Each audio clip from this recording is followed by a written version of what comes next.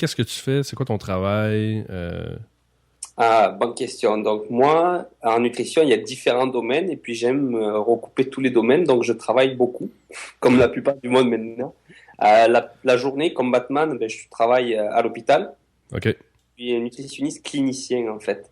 Et il existe la nutrition clinique, la nutrition publique, la prévention de la santé. Puis moi, en nutrition clinique, je travaille aux soins intensifs à l'hôpital du Sacré-Cœur de Montréal. OK. En fait, je m'occupe, tu sais, genre t'as un accident, puis on est obligé de t'endormir après l'accident. D'accord. Tu peux pas manger, puis moi, je m'occupe de ton alimentation. En Fait que fait, c'est toi qui vas prescrire les dosages de sérum, là? exactement. En fait, on appelle ça des solutions de nutrition entérale ou parentérale, là. En gros, si je vulgarise, c'est une nutrition par le nez avec un tube ou une nutrition par les veines, une nutrition parentérale avec des acides aminés, des choses comme ça. Donc, j'évalue les besoins des personnes et puis je leur donne ce qu'il leur faut pour maintenir au moins leur poids. OK. Ouais, moi, j'ai déjà eu intraveineuse, mais C'est ça. sinon, tu gaves les gens par le nez? Ah, en fait, par le nez, on insère un petit tube. Ah, là, c'est les infirmières qui le font. Donc, on leur passe un tube dans le nez qui va aboutir au niveau de l'estomac. Et dedans, en fait, on accroche ça à une poche. On appelle ça une poche de nutrition entérale. OK. Et on leur donne un débit tout au long de la journée pour maintenir la masse musculaire, la masse grasse. Notre but à l'hôpital, c'est de ne pas perdre de poids. OK. Et pour les gens qui sont déjà passés à l'hôpital, on sait que des fois, c'est compliqué de ne pas perdre de poids à l'hôpital. Ouais, ben, pour m'être fait opérer et rester quelques jours sans manger, c'est quand même c'est quelque chose. C'est quelque chose. Puis on s'en remet plus difficilement aussi. Tu sais, quand ton état nutritionnel entre guillemets, est précaire, tu perds vite du poids, puis tu restes plus longtemps à l'hôpital. Donc, mon OK. but, moi, c'est d'améliorer ça à l'hôpital finalement. OK. C'est ça. Puis est-ce que là, en fait, tu fais ça le jour, puis Exactement. le soir, est-ce que tu. Ou la fin de Le semaine, tu fais. soir, j'enfile un autre costume. En fait, je travaille dans des salles de sport. OK. Et là, je m'occupe plus. Ben, c'est pas forcément de la nutrition clinique, c'est plus de la nutrition de tous les jours. Tout dépendamment des objectifs qu'ont les gens. Il y a des gens qui ont des objectifs simplement de se maintenir en santé, donc c'est voir avec eux les habitudes alimentaires. OK. Il y a des gens qui ont des objectifs de perte de poids, donc c'est un peu leur montrer comment, en améliorant certaines choses dans leur alimentation, ils peuvent perdre du poids. Et d'autres, c'est avoir un gain de masse musculaire simplement. Puis là, il y a beaucoup de préjugés, je te vois venir certainement avec les protéines, tout ça. Donc j'essaie un peu de rectifier les mythes alimentaires de ce côté-là sur comment développer la masse musculaire et faire des bons choix alimentaires pour que ça réussisse finalement avec un entraînement. Bien entendu. Toi, Oui. tu t'entraînes, je pense? Oui, oui, Là, ben, évidemment, oui. ça se voit. Mais pour tomber dans ce sujet-là, tout ce qui est les protéines, là. Parce que Ouais. là, t'as de la protéine de soya. Ouais. Là, t'as de la protéine. Ça, c'est de la t'as de la végétale. Ouais. Il y en a comme 1000 sortes, là. Il y en a comme 1000 sortes, mais finalement, au bout du compte, il n'y en a pas tant que ça. C'est qu'il y a 1000 sortes, c'est les 1000 sortes, c'est parce qu'il y a 1000 compagnies qui en font. OK. Tu as la protéine de soya, la protéine de chanvre, la protéine de lactosérum, celle OK. que consomme la plupart du monde. Tout dépendamment des besoins, finalement. Si tu veux qu'on aille dans ce voie-là, je pourrais en discuter pendant longtemps, mais les protéines, c'est clair que c'est nécessaire au quotidien pour maintenir son système immunitaire, faire les muscles, des choses comme ça, mais pas besoin d'en avoir des quantités astronomiques par jour pour avoir du muscle, finalement. Non, mais c'est ça. Mais je pense arriver avec le côté entraîneur en moi. OK. Je pense que les gens souvent, puis corrige-moi si je me trompe, mais souvent, Régent qui a 40 ans, qui commence à s'entraîner au gym pour venir en forme, je pense qu'il faut pas partir en peur. Il n'y a pas besoin de prendre des protéines s'il y a une Ouais, alimentation correcte. exactement. Ouais. Parce que je pense que c'est ça aussi qui arrive aujourd'hui. Les gens, ils veulent tellement des résultats rapidement, puis ils se font un peu dire n'importe quoi. Donc, c'est les entraîneurs qui disent n'importe quoi, c'est ça? Non, non, non, je parle je parle de. Non, je pense pas que c'est les entraîneurs. C'est comme n'importe quoi. Il faut vendre, puis bon, c'est une espèce de gimmick, tu sais, mais moi, je pense que c'est la société en général qui il va te dire que tu as besoin de prendre des pilules, que tu as besoin de prendre de la poudre, que tu as besoin de prendre un paquet de choses, Ouais. que si simplement tu manges bien, tu vas tout retrouver dans ton alimentation. Tout à fait d'accord avec toi. D'un côté, quand on a une assiette équilibrée, comme le montre le guide alimentaire canadien, par exemple, on arrive à combler 100% de nos besoins. La seule chose, c'est que des fois, ces besoins peuvent être augmentés. Quand on fait, par exemple, un petit jeune de 20 ans qui vient à la salle de sport, qui fait 150 livres, qui me dit qu'il veut prendre du poids, 180 livres, 180 livres, il veut prendre vraiment de la masse musculaire. Ouais. rend compte qu'il a besoin d'augmenter ses apports caloriques via l'alimentation. Ouais. Mais des fois, on est, tu sais, avec le rythme scolaire, le rythme social, on n'a pas le temps de prendre 3 repas, 4, 5, 6 repas pour essayer d'augmenter nos apports. C'est là que parfois, je dis bien parfois, avec un encadrement spécifique, les suppléments nutritionnels peuvent être une espèce d'intermédiaire pour atteindre nos objectifs de gain de poids, par exemple. Mais il faut que ça soit contrôlé avec un certain nombre de protéines par kilo. En fait, c'est des calculs qu'on fait. La nutrition, comme je te disais tout à l'heure, la nutrition, c'est une science. Ouais. On ne part pas sur « Ah, il te faut plus de protéines ». Oui, il t'en faut plus, mais il faut la quantifier.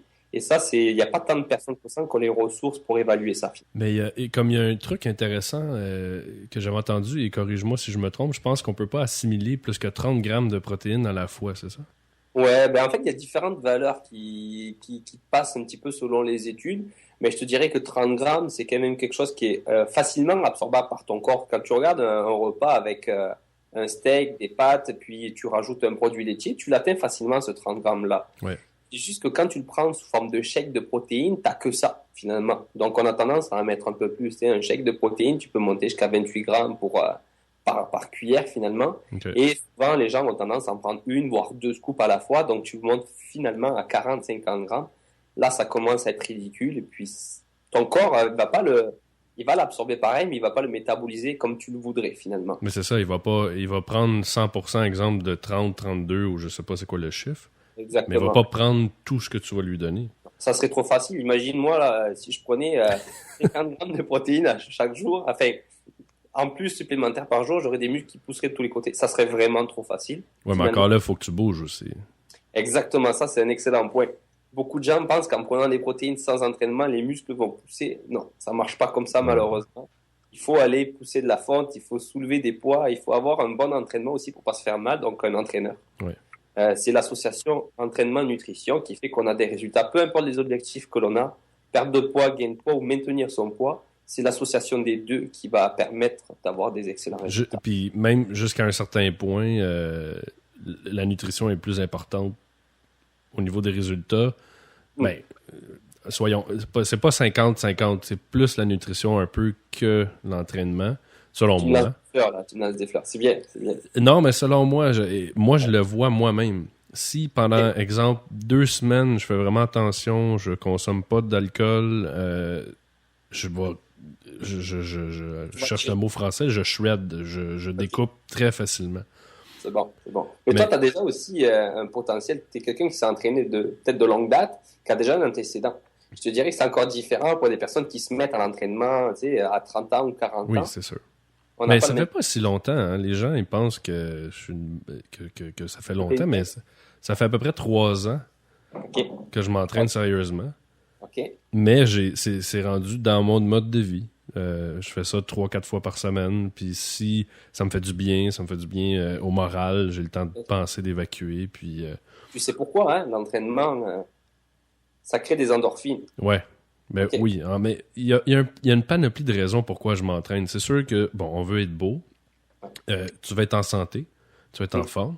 Je fais du sport, fait que ça m'améliore aussi quand je fais du jeu au hockey ou je fais du yoga ou peu importe, c'est un tout.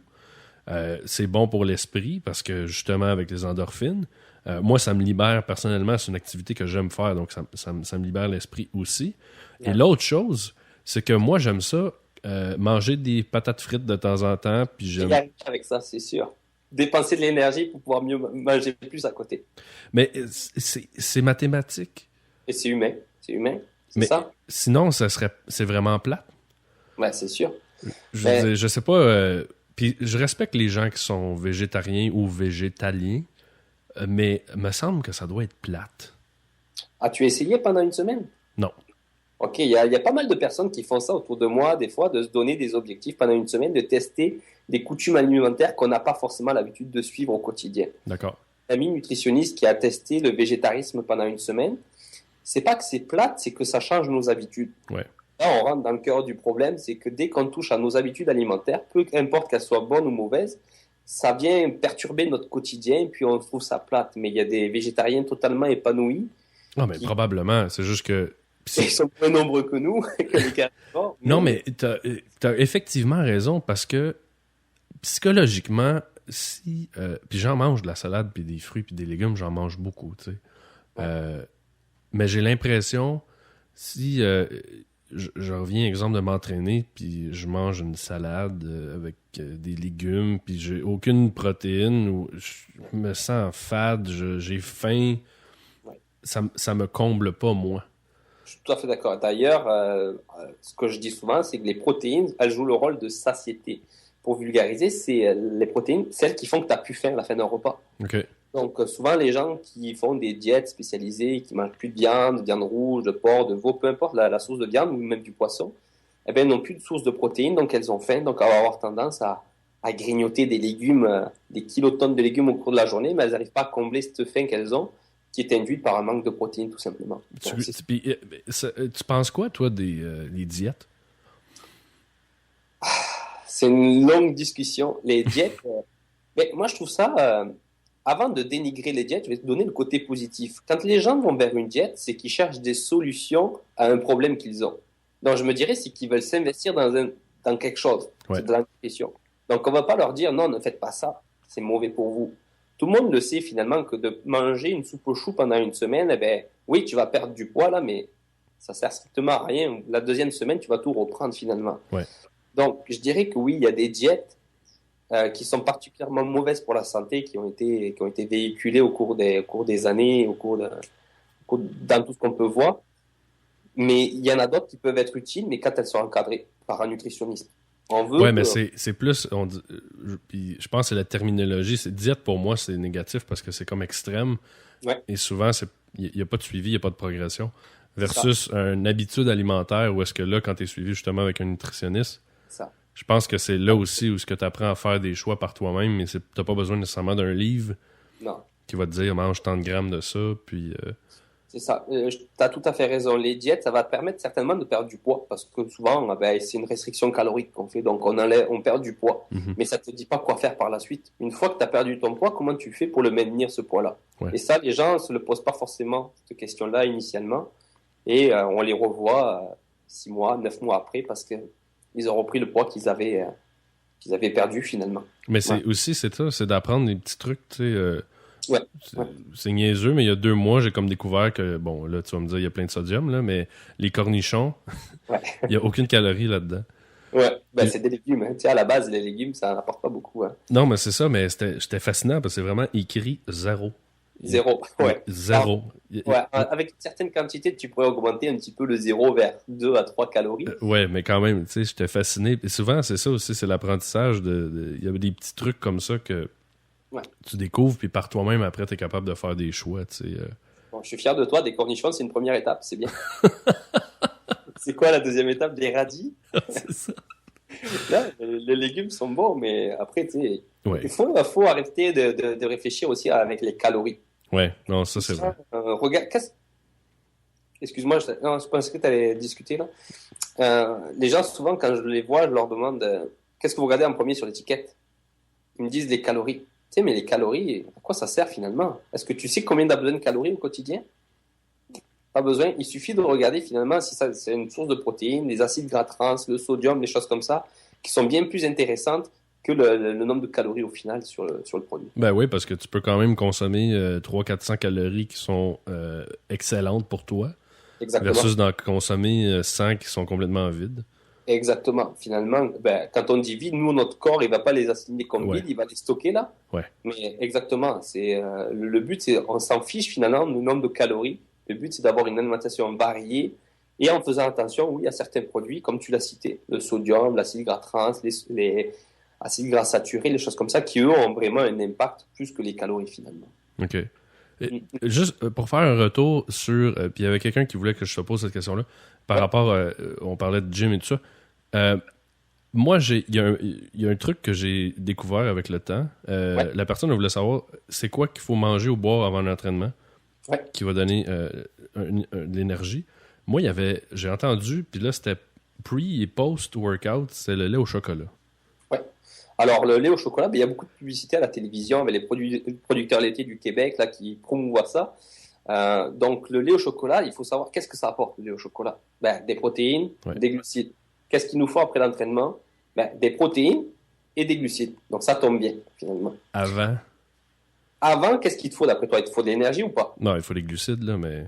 Ok, exactement, mais tu as répondu, c'est bon. Non, mais Ah, moi, je le sais, mais pour elle, ok. Donc, t'as-tu des avant, suggestions de choses qu'on pourrait manger ou boire avant? souvent, ben, quand tu regardes la télévision, tu vois, par exemple, le tennisman, qu'est-ce qu'il fait pendant ou même avant l'entraînement? Il boit et il mange une demi-banane. Tu vois, moi, souvent, ce que je conseille en consultation, c'est que tu n'as pas besoin d'avoir des protéines, des choses comme ça. Si tu t'entraînes, par exemple, comme la plupart du monde, à 5 heures après le travail, tu Ouais. fais une collation, tu as mangé à midi ton repas bien équilibré, puis tu sais que tu vas t'entraîner. Tu veux pas manquer d'énergie pendant ton entraînement, il te faut simplement des glucides. Ouais. Après, en termes de quantité de glucides, il faudrait voir en fonction du poids de la personne, mais souvent, on dit un 30 à 45 grammes de glucides, tout simplement. Et ça correspond à quoi? Un fruit, ça fait 20 grammes de glucides, tout simplement. OK. Une banane, ça en fait 30. Donc c'est simple. Une banane, ça va t'apporter des sucres rapides sur le moment. Et il y a beaucoup d'amidon dans la banane aussi qui va te permettre de finir ton entraînement sans être fatigué. Donc une banane, si tu n'as pas de fruits sur toi, un jus de fruits peut faire l'affaire aussi. Un jus de fruits, un verre de 250 ml, t'apporte peut-être 30 à 40 grammes de glucides. Mais là, du vrai jus, là, pas du... Oui, oui, merci de me corriger. Parce que les spécialistes vont me dire, quoi? Ils parlent de jus de fruits, du vrai jus. Mais là, le but, c'est pas forcément d'aller chercher des fibres, c'est d'aller chercher des glucides. Ouais, Tout ouais, ça. ouais. C'est clair? Ouais, ouais, non, c'est très clair. Une source de glucides, tout simplement, ce que vous avez sous la main. Après, les sources de protéines, c'est pas nécessaire avant l'entraînement. Mais après l'entraînement, tout à fait tout à fait d'accord avec toi avec le lait au chocolat. Ça OK. correspond. Puis là, là, j'ai plein de questions. Euh, par rapport au lait, Ouais. tu sais, au Québec, on est pro-lait. Puis moi, j'entends plein de choses par rapport au lait de vache, que c'est pas si bon que ça, parce que la plupart des vaches sont nourries au grain. Il y a des hormones, des choses comme ça. Ouais. Je sais qu'on pourrait en parler pendant sûrement des heures, mais c'est quoi ton Ouais. point de vue là-dessus, là, tout le maïs, puis les vaches, Ouais. tout ça? C'est sûr que ben, c'est difficile de prendre position parce que le lait de vache, c'est un produit de qualité quand même au niveau nutritionnel. OK. Calcium, vitamine D, protéines, des sucres, des bons sucres. Après, c'est sûr qu'il y a des choses qui peuvent venir altérer cette qualité-là. On parle d'hormones, on parle de vaches maltraitées, des choses comme ça qui peuvent altérer la qualité du lait. Mais moi, je suis quelqu'un de cartésien, malheureusement. Et donc, Ouais. tant que je ne me prouve pas les choses avec des études étayées qui me prouvent que le lait est mauvais pour la santé, je continuerai à le suggérer parce que c'est un des seuls produits dans notre alimentation qui est enrichi en calcium et en vitamine D qui sont essentiels pour les os. OK. Donc, jusqu'à preuve du contraire, je conseillerais le lait, les Mais produits. c'est pas nécessairement, je pense, mauvais. C'est juste qu'il expliquait à cause justement du maïs, souvent que... Puis le lait de vache ou le beurre de vache qui est nourri au gazon, dans le fond, à l'herbe, Ouais. ça a l'air que c'est très bon. Ouais. Puisque je sais pas si tu en as déjà acheté du beurre de lait de vache. Non, non, non, pas particulièrement, mais en même temps, le beurre qu'on mange au quotidien, c'est issu du barattage, en fait, tout simplement. Donc, on Ouais. brasse le lait et on récupère la matière grasse qui est au-dessus. Mhm. Mais Après, c'est un bon gras. c'est un bon gras. Après, il faut voir comment il a été transformé. En fait, là, on va regarder sur l'étiquette. Parce OK. que le beurre, souvent, il y a des acides gras saturés, acides gras trans, qui, eux, ont un impact sur le cholestérol qui peut être mauvais à long terme au niveau des maladies cardiovasculaires. Parce que moi, j'avais entendu que le beurre fondu, c'était correct. C'est quand tu le fais frire que c'était pas bon. Oui, parce que le beurre, en fait, on parle de point de fumée, en fait, comme les huiles, les choses comme ça. OK. Ça veut dire que quand tu mets dans ta poêle de l'huile ou du beurre et que tu commences à le faire fumer, voire à le faire brûler, on crée des substances qui sont toxiques, qui peuvent être cancérigènes quand on le fait de manière très régulière. Mais quand Donc, tu cuisines avec de l'huile de noix de coco, ça fait pas ça? ben, parce que le point de fumée est plus élevé, tout simplement. Ah, d'accord. T'as des recettes à nous dire là, avec le noix de coco là, parce que c'est rare que j'entende ça. Non, mais moi, j'utilise beaucoup la noix de coco. Ok. L'huile de noix de coco. Est-ce que tu as déjà regardé l'étiquette de ton huile? Oui. Ok, qu'est-ce qu'il y a dedans? Beaucoup de gras. De quelle qualité? Ben, je pense que c'est un bon gras. Je peux pas te répondre. Tu me prends dans le coin, là, mais... Ouais. Non, mais c'est bon, je teste tes connaissances. Non, mais c'est un bon gras, c'est ce que j'ai entendu. C'est sûr que... Puis encore là, comme on disait tantôt, il y a plein de façons de penser, puis il y a tellement de gens qui... Ben, ouais, pour la petite anecdote, si je peux me permettre, souvent quand je vois des gens et que je leur explique un peu la différence de qualité des gras, tu sais, on parle du beurre, de l'huile de pépins de raisin, de l'huile de sésame, de l'huile d'olive, et je leur montre 3 bouteilles d'huile, raisin, sésame et huile d'olive par exemple, D'accord, et je leur demande de les classer en fonction de l'huile la plus grasse. d'accord. Qu'est-ce que tu ferais toi entre raisin, sésame et huile d'olive? Ben là, vite comme ça, Ouais. Ah, je vais t'interrompre deux Je, met- secondes. Vas-y. je mettrais raisin la moins grasse. Ok, Je ok, mettrais huile d'olive, puis je ouais, mettrais sésame la plus grasse. ok. Bon, mais c'est bien d'avoir essayé. Tu participes, c'est l'essentiel. En fait, les huiles, peu importe la qualité de l'huile, en fait, l'huile de pépins de raisin, de sésame et l'huile d'olive apportent toute la même quantité de gras. OK. Par contre, ce qui va différer, c'est la qualité des gras qu'il y a dedans. Tu comprends? Ouais. Une cuillère à soupe d'huile de pépins de raisin équivaut à une cuillère à soupe de huile de sésame, de huile d'olive. Si la quantité est identique, mais la qualité va être différente. À ce moment-là, laquelle est la meilleure? Ben, ça dépend de tes goûts. Et Non, ça mais dépend de au, la niveau, situation. au niveau de la qualité du gras. La qualité du gras, c'est comme la qualité alimentaire, c'est la variété qui fait la valeur d'un produit. OK. Tu veux utiliser de l'huile de sésame pour ta salade, de l'huile d'olive pour ta cuisson et de l'huile de pépins de raisin pour faire un carpaccio. Peu importe, le but c'est de varier ses apports alimentaires. OK. Pas juste avoir un truc. Exactement, exactement. Comme OK. ça, au moins, ça permet de varier tes acides gras finalement et de varier aussi les plaisirs tout simplement. Ouais, c'est bon. Ben, ça permet de goûter à plusieurs choses, pour avoir plusieurs saveurs aussi. Exactement, c'est ça que ça prend et ça, il faut avoir cette curiosité-là avec tous les aliments finalement. Mais je pense que c'est ça aussi dans l'alimentation comme dans n'importe quoi. C'est une question d'équilibre, là, tu sais. Ouais, ouais. Et tu penses que l'équilibre, ça se fait sur un jour? Non. Il y a une autre chose que je veux revenir avant d'oublier. Encore pour revenir à l'entraînement. Ah oui, oui. Qu'est-ce que tu penses des produits Visalus? Visalus? Ouais. Ok, ça me parle, les produits Visalus. Mais ils sont commercialisés, mais c'est sur commande, non? C'est pas dans les magasins qu'on les retrouve. Non, c'est ça. C'est un espèce de truc un peu pyramidal, là. Oui. Puis Ouais. là, il y a fait beaucoup de monde qui m'en parle, puis je leur dis, touchez pas à ça. Ok. J'ai regardé un truc, puis il y avait beaucoup d'aspartame, puis Ouais.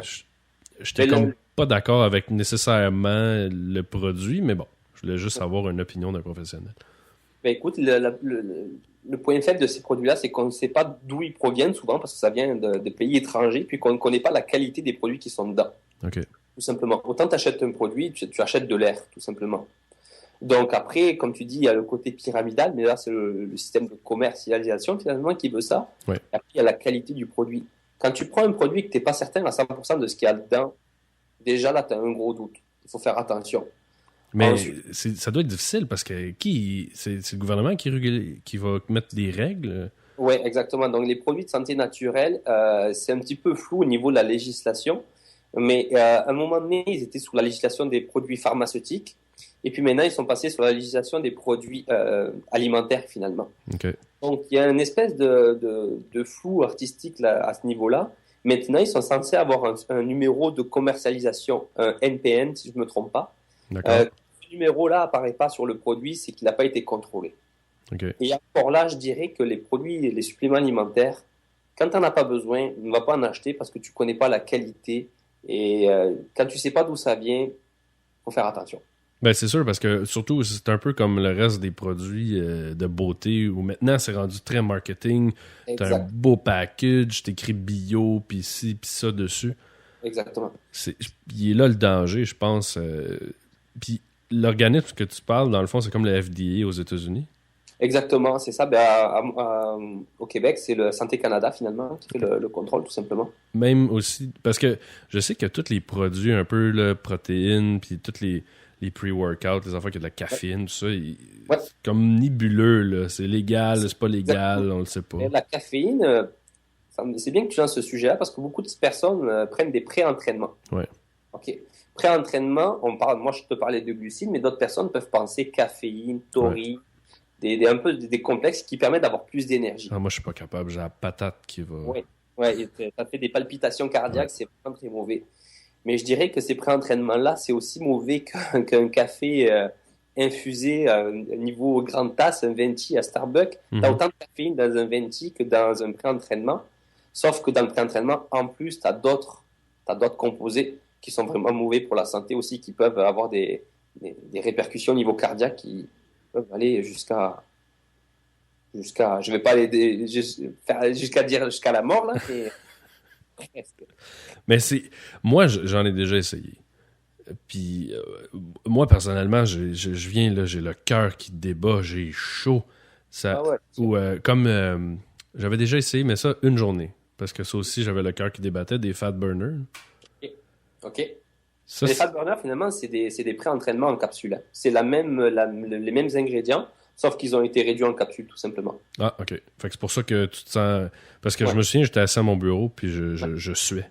ouais, exactement. Et c'est pour ça que les gens pensent qu'ils perdent du poids en suant, mais c'est juste qu'ils sont en train de se déshydrater, tout simplement.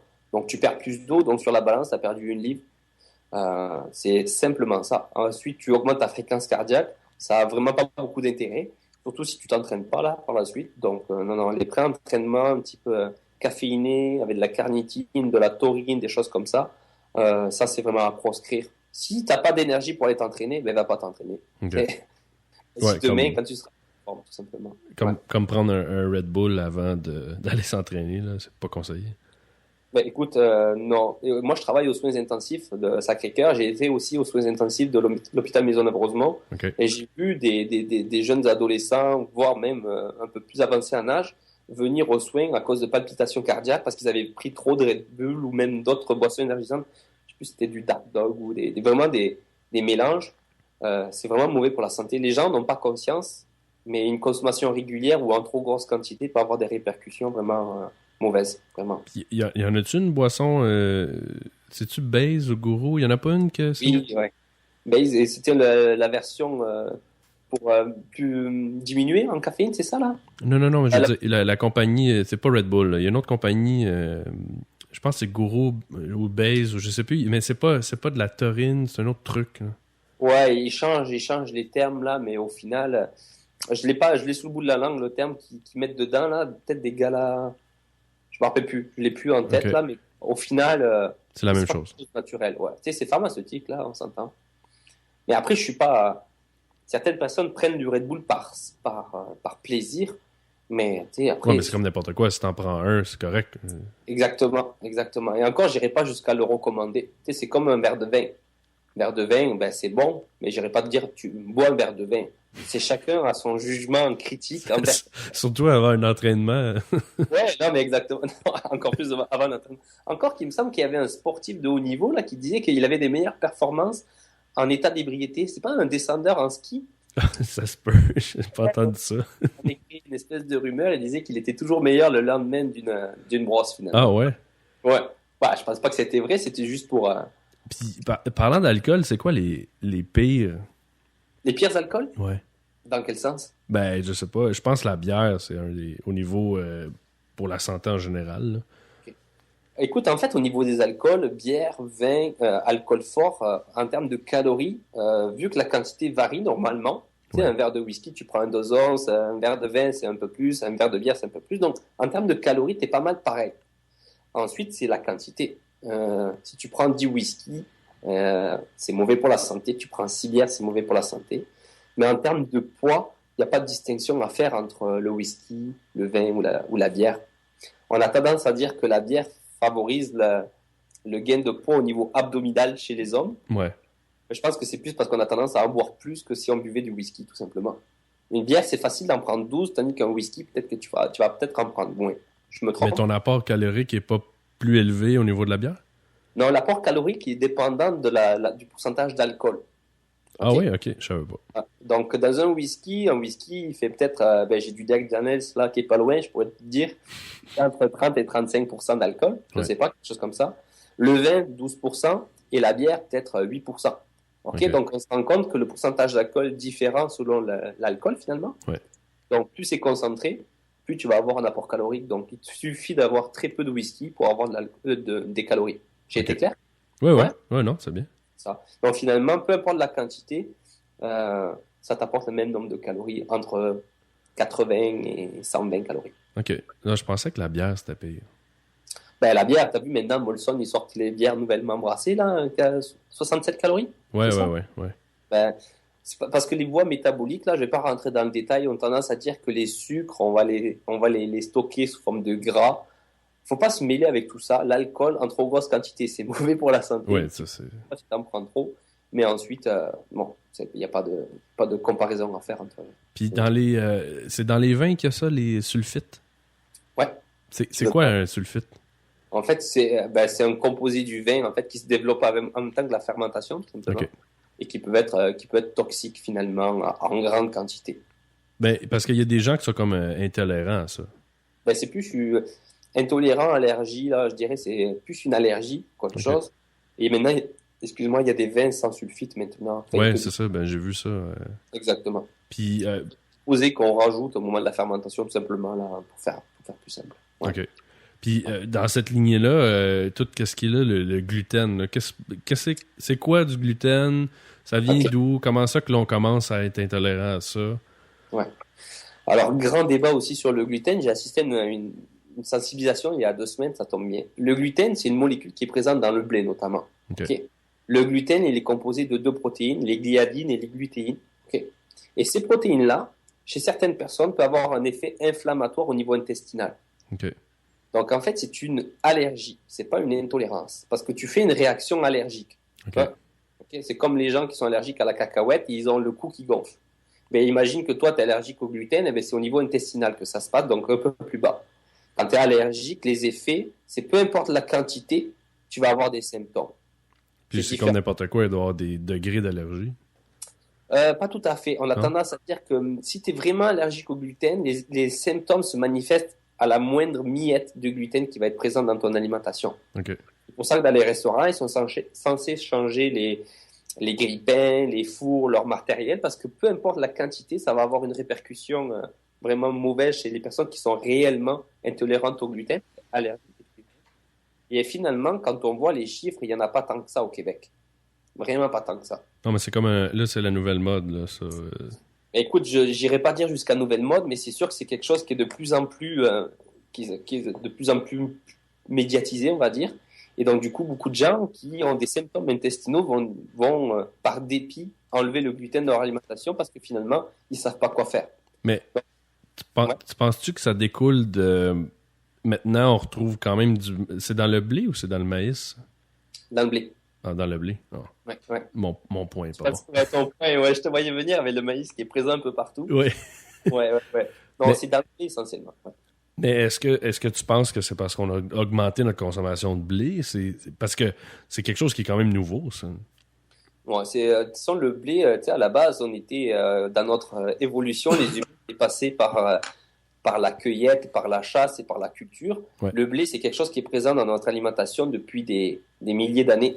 Donc, s'il y avait eu un problème avec le blé, je pense qu'on s'en serait un peu... on l'aurait remarqué, finalement. Okay. Je pense juste qu'on a des problèmes intestinaux induits aussi par notre alimentation à la base. Tu vois? Est-ce qu'on focus trop sur le blé ou sur les céréales, peut-être?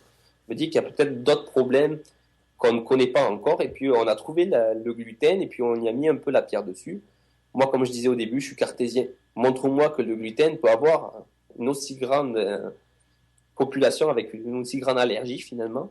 Et oui, j'y croirais, mais pour l'instant, il n'y a pas de... Les études montrent que finalement, entre les gens qui se disent allergiques au gluten et les gens qui le sont vraiment, il y a un fossé. OK. Puis parce que je voulais en parler de toute façon. Ouais. Le fameux maïs. Ouais. Qu'on retrouve partout. Ouais. C'est un peu pitoyable, ça. En fait, ce qu'on retrouve partout, c'est surtout du sirop de maïs qu'on utilise dans tous les aliments préparés, comme les barres granola, les barres Trend, des choses comme ça. On utilise le sirop de maïs pour enrichir en sucre et pour, en fait, que les aliments se collent entre eux. Tu sais, les barres granola, elles se collent entre eux, c'est le sirop de maïs. Donc, pourquoi c'est mauvais? Simplement, c'est parce que c'est pas du sucre de bonne qualité.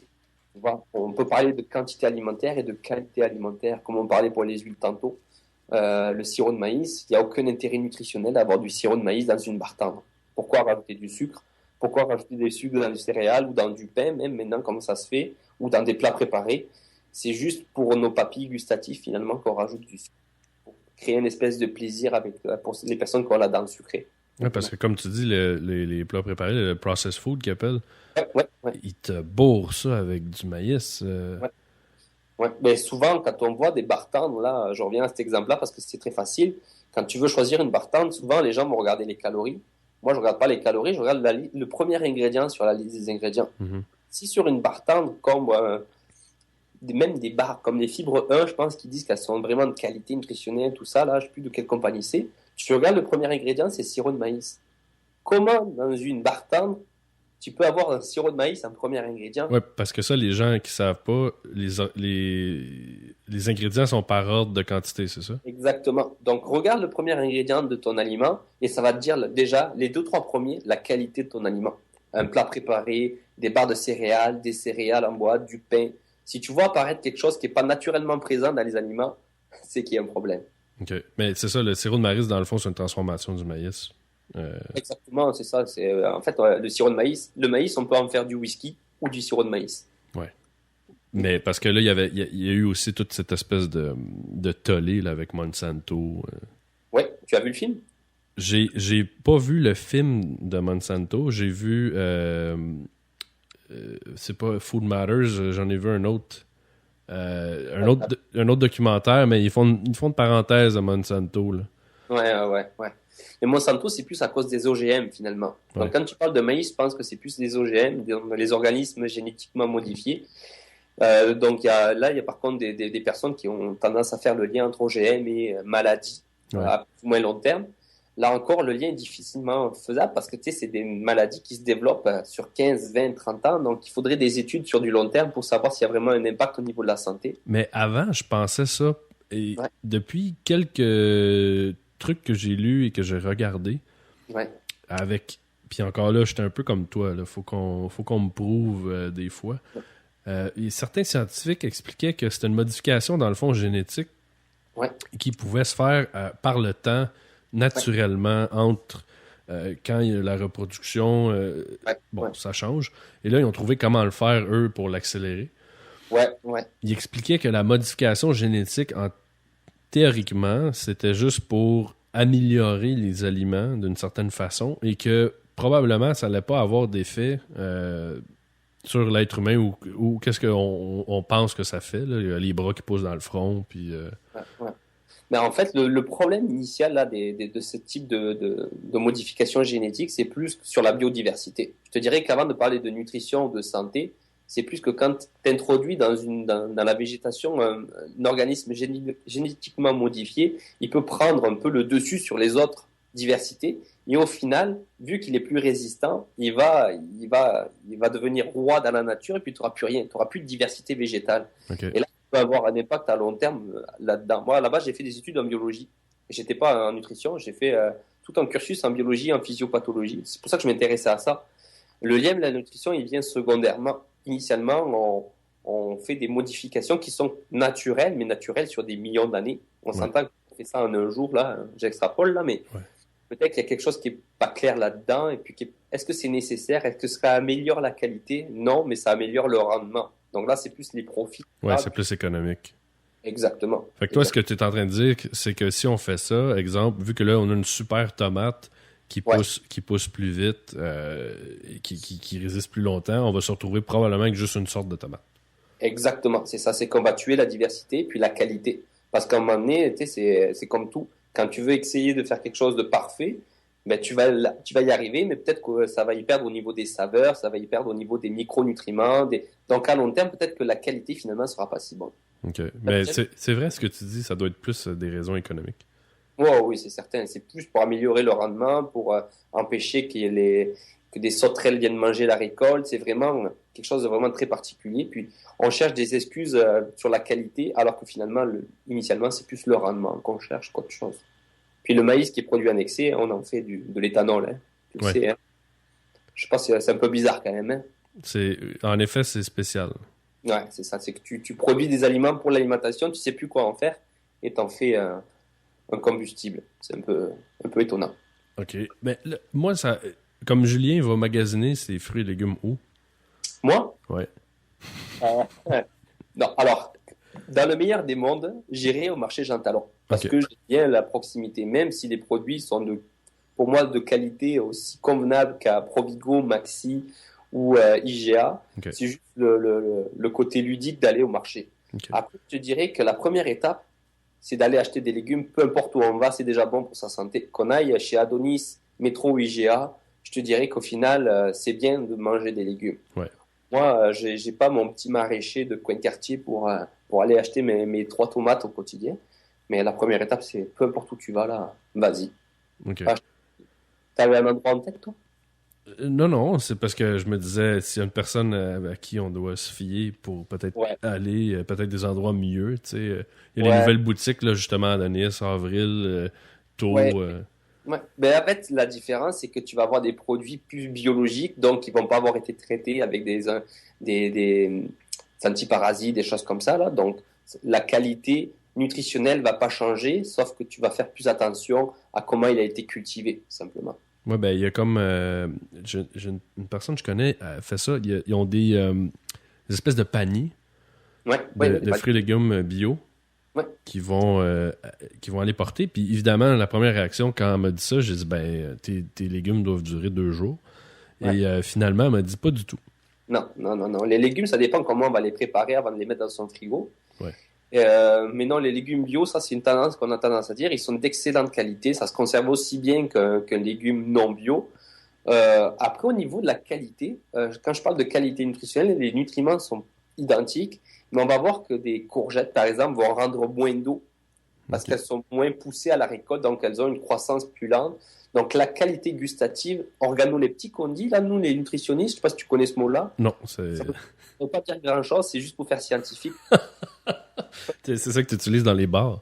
La qualité au niveau du goût, au niveau des saveurs, c'est vraiment meilleur. Mais c'est juste parce qu'on a diminué la quantité d'eau dedans, tout simplement. OK.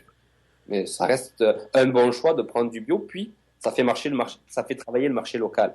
Ça, je trouve ça important aussi. Ouais, ben c'est comme les bananes, ils prenaient l'exemple qu'ils vont les cueillir vertes. Ouais, Puis exactement. je pense ils vont mettre un gaz De l'éthylène, exactement. pour les faire mûrir, c'est ça?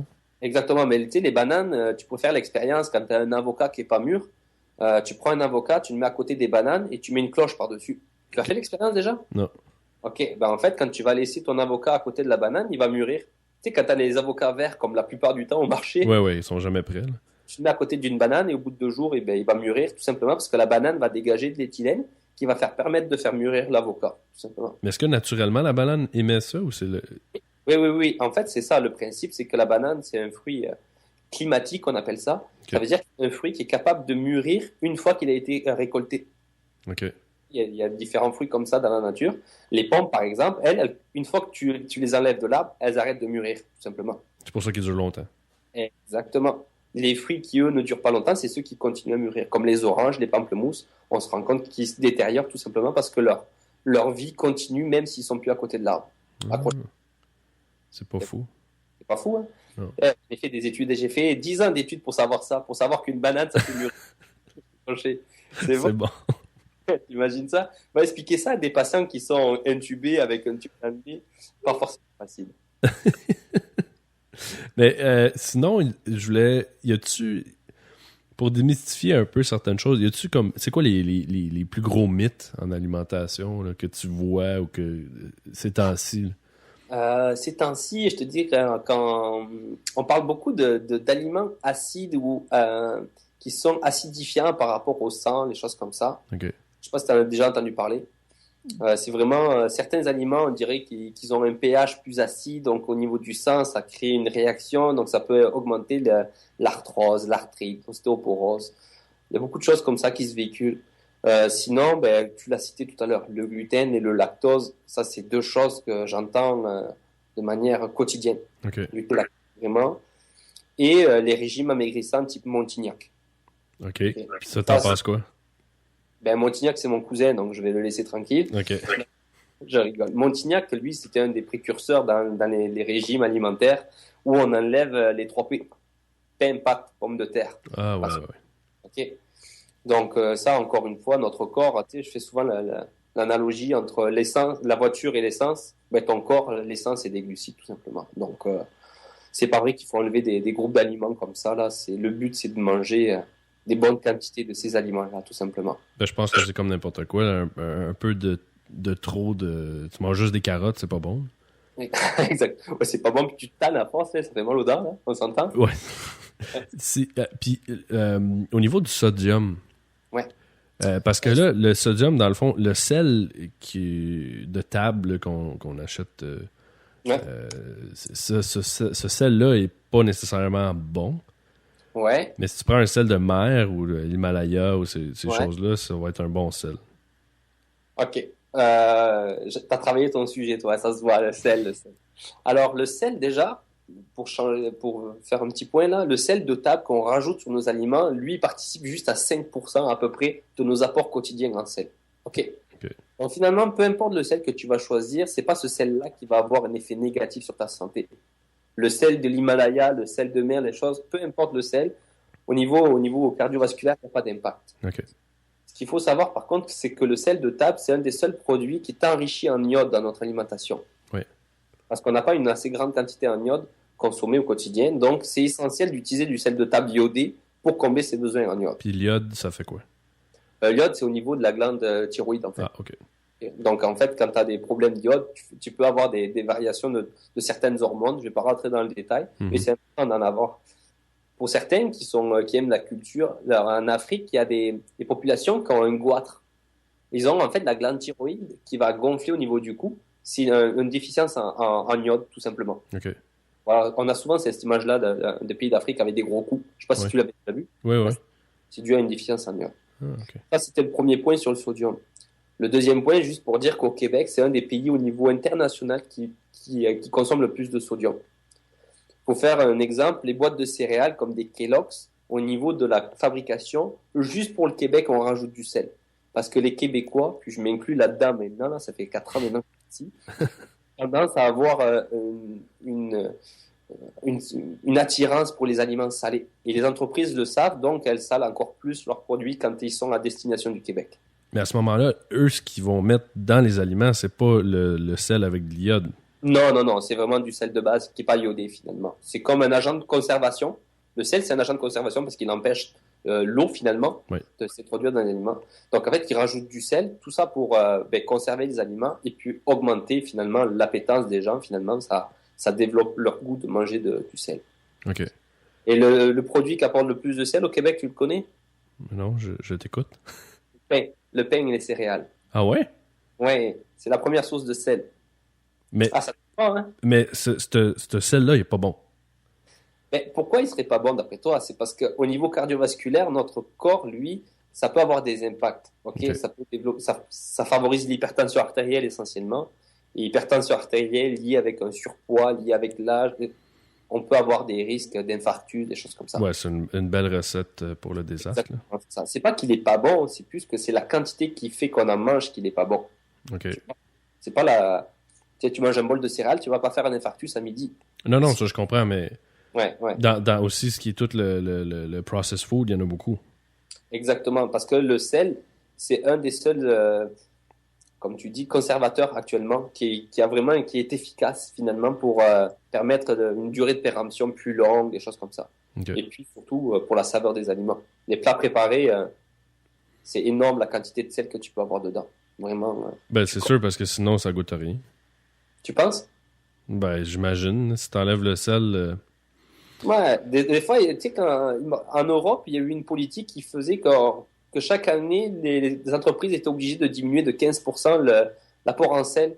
Oh, wow. Dans les plats préparés, dans le pain notamment, tu sais, en France, on mange beaucoup de pain. Oui. Et donc finalement, ils ont diminué progressivement la quantité de sel autorisée dans le pain, puis les gens ne se sont pas rendus compte. C'est juste on diminue le seuil de perception, tout simplement. OK. Et ici, on a été habitué à avoir beaucoup de sel, donc c'est sûr que du jour au lendemain, si tu passes d'un plat préparé avec du sel, d'un plat préparé sans sel, il y a beaucoup de compagnies maintenant qui commencent à les développer. Et oui, tu vas sentir une différence énorme au niveau de la saveur, mais peut-être que pour ta santé, sur du long terme, c'est un meilleur choix. OK. Le top chose à ne pas manger selon Julien, puis le top chose à manger selon Julien. Le top chose à manger selon moi? Ouais. Du poisson. OK. Des lentilles corail. Corail? Ouais, des lentilles corail, c'est des lentilles qui sont oranges. OK. Je trouve ça joli, puis ça change.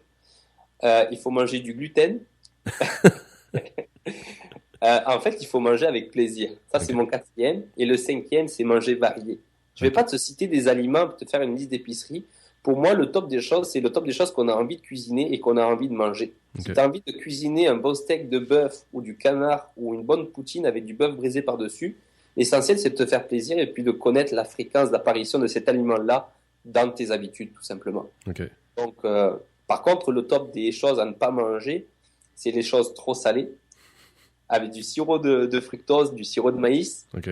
et comme les bartendes qu'on disait tantôt, l'alcool en trop gros excès. J'en ai que 3, mince, tu m'en as demandé 5. J'aime ça qu'un Français me dise l'alcool en... Tu veux que je te le dise en deuxième? Ah, j'ai dit en deuxième? Ouais, j'aurais pu te placer avant. Mais l'alcool, c'est pareil. Un bon vin et fromage, c'est convivial, c'est social. Avec du pain, c'est sûr qu'on fait un repas gras et salé entre le fromage et le pain. Mais ok, on est avec nos amis, c'est un moment social. Donc c'est excellent pour la santé aussi. Ouais, mais il y a une différence aussi en faisant ça le samedi soir ou à faire ça à longueur de semaine. Exactement. Donc on parle toujours de la fréquence d'apparition des choses finalement. OK. Donc finalement, les mauvaises choses, oui, il y en a beaucoup dans l'alimentation. Les gras saturés. Donc regardez ça sur les étiquettes plutôt que les calories. Un produit qui apporte trop de gras saturés, ça c'est important à surveiller. Quand ça dépasse 5% de l'apport quotidien, déjà on peut se dire que c'est pas forcément un bon produit. La quantité de sodium dans les aliments et ensuite la liste des ingrédients. Qu'est-ce qui apparaît en premier sur la liste des ingrédients? OK. Ça, c'est un bon repère. Mais comme j'avais entendu dire aussi, comme exemple, le popcorn au micro-ondes, ça a l'air que c'est vraiment pas bon. Pourquoi? Je le sais pas. À cause de la radiation, un, du micro-ondes, puis deux, l'espèce de produit qu'ils mettent pour pas que ça colle. Ok. Je t'avouerai, oui, je suis français, je sais pas tout. C'est rare ça. Ah. Mais au niveau du popcorn, tu sais, si c'était les radiations, ça ferait pareil avec tous les aliments, parce qu'on chauffe tout avec le micro-ondes. Donc, Non, mais il parlait du procédé entre les grains se collent entre eux là. Ben, il y a deux choses. Il y a le produit qu'ils mettent pour pas que ça colle. Ouais. Bon, il y a le faux beurre, ça c'est correct, là, on le sait, sodium et compagnie. Mais ça a l'air que la réaction entre l'espèce... Il y a comme une plaque dans le sac Oui, bien sûr, bien sûr. qui fait comme chauffer. En tout cas, ça a l'air que ça, c'est pas bon. Mais Écoute, je vais retourner dans mes études et voir un petit peu si je peux trouver de l'information là-dessus. Mais je t'avouerai mon ignorance par rapport à ça. puis c'est ça, parce que ça fait pas... Normalement, quand j'entends une chose une fois, je le sais des fois que probablement c'est juste quelqu'un qui s'énerve. C'est probablement pas vrai, mais ça fait plusieurs fois que j'entends ça. Donc. Et c'est bien que tu apportes ce sujet-là. C'est juste pour montrer aussi que les nutritionnistes n'ont pas réponse à tout. Tu sais, comme on disait, la nutrition, c'est une science, c'est tout le temps en évolution. À chaque heure, il y a une nouvelle étude qui montre que tel produit est mauvais pour la santé, tel autre est bon pour la santé. Donc, c'est sûr qu'il faut se tenir en alerte et toujours être conscient un peu des mythes alimentaires et puis des process de fabrication. C'est très vaste. Il y a des nutritionnistes qui sont vraiment plus spécialisés là-dedans. Moi, je suis nutritionniste clinicien, donc je travaille à l'hôpital. Ouais. Donc, je perds un peu le lien avec la nutrition, finalement, au quotidien. Donc, c'est pour ça que je conseille souvent des gens d'aller voir des nutritionnistes qui sont spécialisés là-dedans en santé publique. Et il y a un site internet Extenso, qui est de l'Université de Montréal, qui permet de donner l'information à un plus large public et mieux vulgariser que je ne pourrais le faire ce soir. C'est quoi le nom? Extenso. Extenso? Ouais, c'est en fait. Je vais le mettre. Tu me le donneras tantôt. Je vais le mettre dans les commentaires. Ouais, extenso.org, c'est un site fiable avec beaucoup d'informations faites par des nutritionnistes spécialisés en nutrition publique et qui vulgarisent bien les choses. Vraiment une bonne équipe. C'est relié à l'Université de Montréal. OK. Ouais. Sinon, c'est ça, c'était ma prochaine question. As-tu soit des sites ou des applications à recommander aux gens, soit pour peut-être des recettes ou des renseignements de... Ouais. Alors, recette, je vais pas faire de la pub pour Ricardo. Je vais changer un petit peu cette fois. Mais les recettes, je dirais que je suis pas un grand cuisinier. Je suis nutritionniste, je connais la valeur nutritive des aliments, mais moi j'y vais un peu au feeling. Après, les recettes, tu vas sur Internet, il y a beaucoup de... vous avez la chance au Québec, on a beaucoup de chefs cuisiniers. On a Vézina, Ricardo, Louis. Moi, je trouve que les recettes sont très bonnes, honnêtement. Je vais pas regarder la qualité de est-ce qu'il est trop gras, trop sucré, trop salé. Les recettes sont vraiment de bonne qualité. Si tu veux par contre de l'information au niveau nutritionnel pour certains produits, tu as le fichier canadien des aliments qui est sur le site de Santé Canada. Okay. Donc là, tu as une ressource comme une revue en ligne de tous les aliments qui sont disponibles au Québec avec les valeurs nutritives, des choses comme ça. Sinon, tu as Passeport Santé. Passeport Santé, ouais, ça je connais, ça c'est bien. Okay. Ça, c'est quand même une source pas mal fiable, beaucoup mieux que Wikipédia, je te dirais. OK. Donc, Passeport Santé et extenso.org, c'est deux sources que moi, au quotidien, je vais voir assez régulièrement pour des produits, des quantités de micronutriments, des choses comme ça. Sinon, le site de Santé Canada, tu as aussi des diététistes du Canada où tu as des ressources dedans. Okay. C'est pas mal, ça fait pas mal le tour, là, déjà, là, je te dirais. C'est au moins 2 sites qui sont référés. Et juste avec Passeport Santé, tu as de la lecture pour... Ouais, t'as pour un bon bout de temps, puis c'est véhiculé par des nutritionnistes, des stagiaires en nutrition qui vérifient les données. Et puis après, le mieux, c'est le plus simple. C'est si vous avez beaucoup de questions, c'est d'aller voir un nutritionniste. C'est tout simplement, là, je vais pas faire de la pub. Mais à un moment donné, tu as des questions, va en voir un, ça répond à tes attentes ou pas. Au moins, tu auras fait cette job-là d'aller voir un nutritionniste, tout simplement. OK.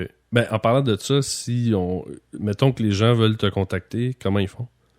Ben écoute, moi je suis présent sur Twitter, j'essaie, Ouais. c'est un système que j'apprécie parce que on est proche des gens. Je suis aussi présent, te fous pas de mon accent en anglais là, sur LinkedIn, ok? OK. C'est Ok, bon. donc je suis présent aussi là-bas.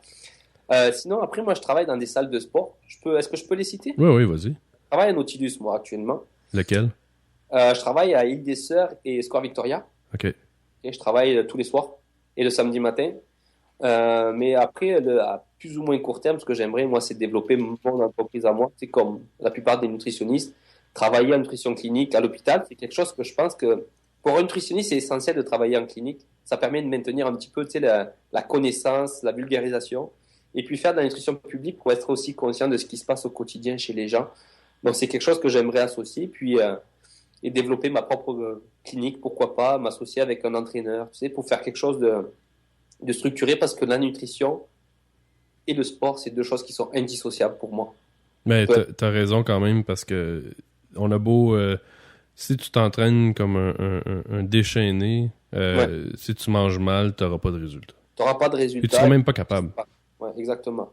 Donc, souvent, tu sais, en Santé Canada recommande 30 minutes d'activité physique par jour. Ouais. Ben, tu sais, ça, c'est un début. Tu sais, si tu arrives déjà à faire ça, c'est une bonne chose. Mais si tu arrives à faire ça 3 fois par semaine pendant 1 heure, à courir à l'extérieur ou sur un tapis ou à soulever de la fente, c'est encore mieux. Ça a des effets positifs sur la santé, sur le cholestérol, sur l'hypertension artérielle, sur le diabète. Donc, on connaît par contre là l'impact de l'entraînement sur ces maladies-là. Donc, autant y aller à fond et puis se faire plaisir. Mais c'est fascinant ce que vous faites. Vous êtes comme des espèces de chimistes du corps humain. Exactement, exactement. Moi, je dirais que c'est quelque chose qui est attrayant. La nutrition, c'est un métier qui n'est pas forcément connu du large public. Moi, je discute avec mes amis, ils savent pas ce que je fais à l'hôpital. Les gens, quand je leur dis que je calcule les acides aminés, les gras et les glucides que doivent avoir des personnes, on est loin de s'imaginer ça d'un nutritionniste à l'hôpital. Il y a d'autres nutritionnistes qui, eux, donnent des conseils sur les problèmes gastro-intestinaux, sur les maladies, les cancers, le diabète. Toutes les maladies, tu as un lien plus ou moins proche avec la nutrition, que ça soit avant la maladie ou après la maladie. Y a-tu Donc, une espèce d'association êtes-vous régi ou? oui, nous, on est membre d'un ordre ici au Québec, donc c'est l'ordre professionnel des diététistes du Canada, en fait, OK. au PDQ, du Québec, pardon, au PDQ. Il y a aussi des diététistes du Canada. Et en fait, sur l'OPDQ, ça permet d'avoir tous les membres qui sont répertoriés par l'ordre, donc on est régi. Nous, on est le seul professionnel de la santé qui peut établir un état nutritionnel, finalement, qualifier un état nutritionnel des personnes. OK.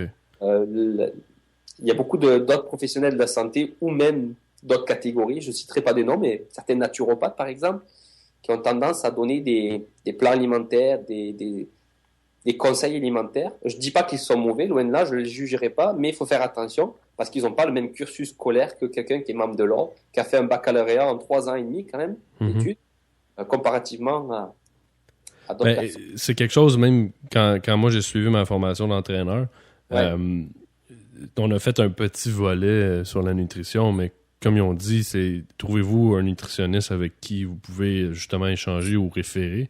Bien sûr. Parce que il y a des choses que je connais parce que je jase avec des gens comme toi où je vais faire la lecture, mais je peux donner des mini-conseils entre guillemets, mais je peux pas faire un plan alimentaire à quelqu'un. Non, mais de toute façon, comme je te disais tantôt aussi, il sommeille en nous un nutritionniste. Peu importe qui, à chaque fois que tu es autour d'une table, chacun sait ce qu'il a devant son assiette, si c'est bon ou pas pour lui. Donc tout le monde est nutritionniste. Après, il y en a qui ont fait des études et d'autres non. Donc autant privilégier ce qu'on fait des études. Mais ça, c'est vrai aujourd'hui, mais ouais. Je pense qu'il y a 10 ans, les gens, ou peut-être même 20, là, mais... T'es plus vieux que je pensais. Il y a beaucoup il y a beaucoup de gens qui se posaient pas la question, ou même aujourd'hui, je pense qu'ils ne se posent pas la question sur qu'est-ce qu'ils mangent. Ah, ben là, je vais te dire l'inverse, parce qu'en fait, avant, ce qu'on n'associait pas forcément nutrition et poids, mais si tu regardes au cours des années, au cours des siècles, tout ça, il y avait toujours... tu sais, avant, la femme, il fallait qu'elle soit un peu plus en chair. Ouais. À un moment donné, il fallait qu'elle soit vraiment... avec une petite taille, tout ça. Donc finalement, la nutrition, on l'associe surtout à poids. Ouais. Tu vois, Donc ce lien entre alimentaire a toujours été présent, mais pas forcément dans le même sens qu'il est actuellement. En ce moment, on parle plus de maladie, mais maintenant, avant, on parlait plus d'esthétique finalement. Tu vois, donc il y avait toujours ce lien-là qui existait entre alimentation et physique ou santé, des choses comme ça. Enfin, il y a une dernière chose que je veux qu'on discute avant de se laisser. Vas-y. Le thé vert. Qu'est-ce que thé vert? Ouais, thé vert. Ben, il y a beaucoup de thé, on entend que c'est antioxydant, que il y a des bienfaits. Ouais. Ben, le thé vert, c'est un produit qui est bon au niveau gustatif pour ceux qui l'aiment. Dedans, il y a de la théobromine qui est l'équivalent de la caféine du café. OK? Ouais. Donc, le thé vert, c'est autant un excitant que la caféine, finalement. Mais est-ce que c'est moins nocif? Ben, la caféine, c'est pas nocif en certaines quantités, tout simplement. Okay. Donc, il n'y a aucun problème avec un café versus un thé. Moi, il n'y a aucun problème à ce niveau-là.